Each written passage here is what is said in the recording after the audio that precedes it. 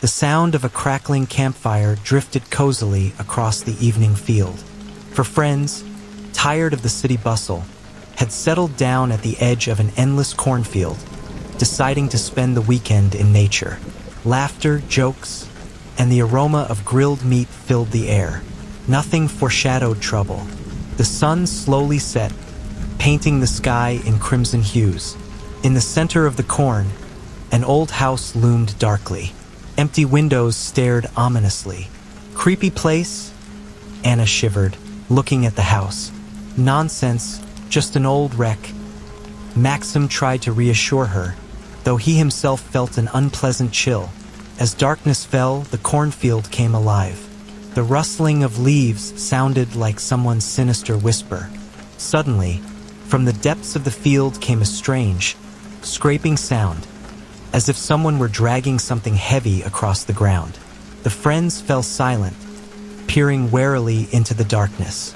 The campfire crackled, casting flickering shadows. "What was that?" Olga whispered, clutching Igor's arm tighter.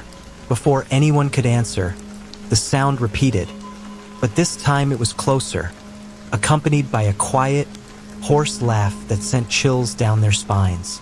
The very air around them seemed charged with inexplicable horror. Suddenly, a tall, unnaturally thin figure flickered between the high corn stalks.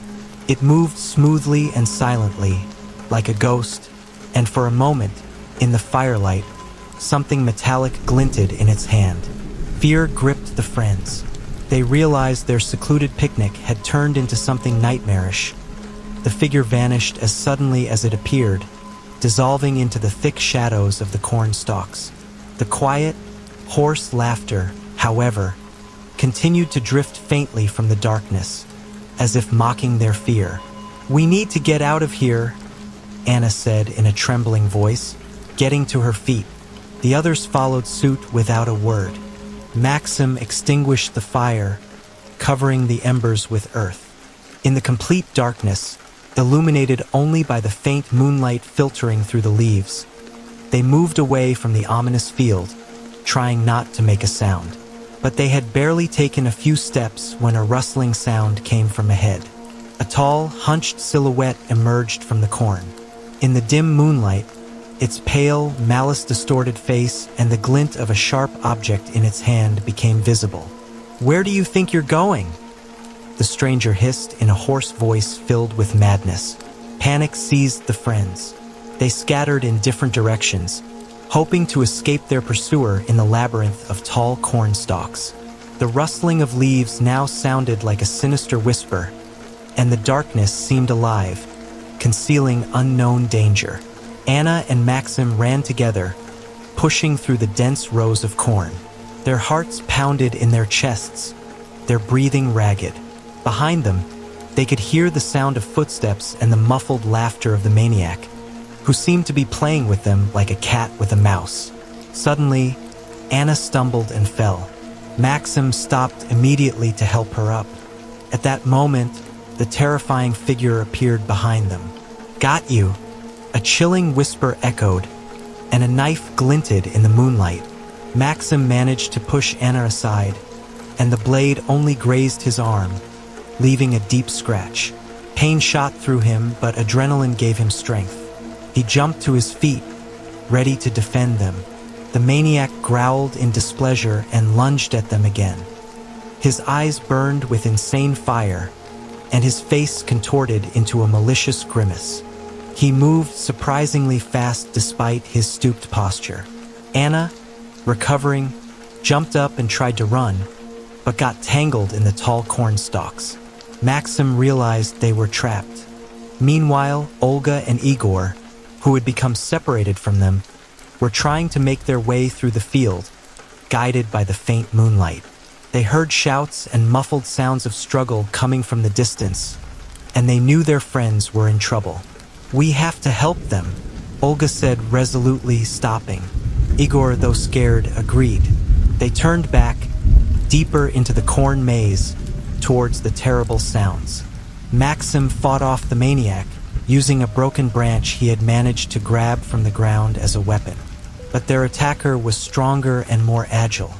The knife flashed dangerously close again and again. Suddenly, there was a loud crack. The maniac staggered back, clutching his shoulder. Olga and Igor, having broken through the corn, saw what was happening. Igor had thrown a heavy stone at the maniac, and it had hit its mark. Taking advantage of the confusion, Maxim grabbed Anna's hand, and they ran away from the madman, deeper into the dark field. Olga and Igor followed them, but the maniac recovered quickly. He let out a bestial roar and lunged in pursuit, tearing through the corn stalks with incredible fury. Now, a gurgling rage was added to his hoarse laughter. The friends ran blindly, stumbling and falling. Corn stalks scratched their faces and hands, but fear drove them onward. It seemed this field would never end, and the mad pursuer followed relentlessly. A faint light flickered ahead. Hope sparked in their hearts. They strained with all their might towards the edge of the field. But upon reaching the open space, they saw that they were not far from the old sinister house. It stood, dark and silent, as if watching their torment. And then they understood this place was a trap, and someone or something had lured them here. The maniac emerged from the corn, holding the bloodied knife. His gaze was fixed on the house. It lives there, he whispered, pointing a trembling hand at the dark windows. Suddenly, a faint light flickered in one of the second-story windows, and then a quiet, creaking sound echoed, as if an old door was opening. Horror gripped the friends even more intensely. The maniac, who had seemed so terrifying moments ago, now looked frightened. He slowly backed away, muttering something incoherent. The creak of the old door echoed through the night silence, drowning out the rustling of the corn. The light in the second-story window vanished, plunging the house into even greater darkness. The maniac froze, his insane gaze now fixed on the dark doorway of the house. Fear, raw and primal, was reflected in his eyes. It's back, he croaked, his voice trembling. He dropped the bloodied knife to the ground and began to back away slowly, deeper into the cornfield, as if fleeing something even more terrifying than himself. The friends stood paralyzed with horror, watching this strange transformation. Their own fear of the maniac paled in comparison to the chilling dread emanating from the old house. Suddenly, a gust of wind swept through the field, causing the tall corn stalks to sway ominously. The air seemed to thicken, making it hard to breathe. They felt an unseen presence, cold and hostile. From the darkness of the house came a quiet, barely audible whisper. It seemed to be multi-voiced, merging into an unintelligible murmur that seemed to penetrate directly into their minds, evoking primal terror. Olga felt an icy hand touch her shoulder. She screamed and spun around, but saw nothing. Igor staggered, clutching his head. He felt as if alien voices were sounding in his mind, whispering something sinister and incomprehensible.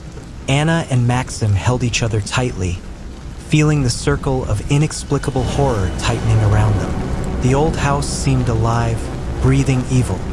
Suddenly, the door on the first floor slowly, with a creak, began to open. No sound came from the pitch-black opening, but the sensation of something unimaginably ancient and evil became almost physical. The maniac, still backing away, stumbled and fell into the corn, letting out a muffled groan. He didn't move again. Now, the friends' attention was completely fixed on the slowly opening door. Their hearts pounded so hard they felt like they would burst from their chests. Curiosity, mixed with primal terror, kept them rooted to the spot.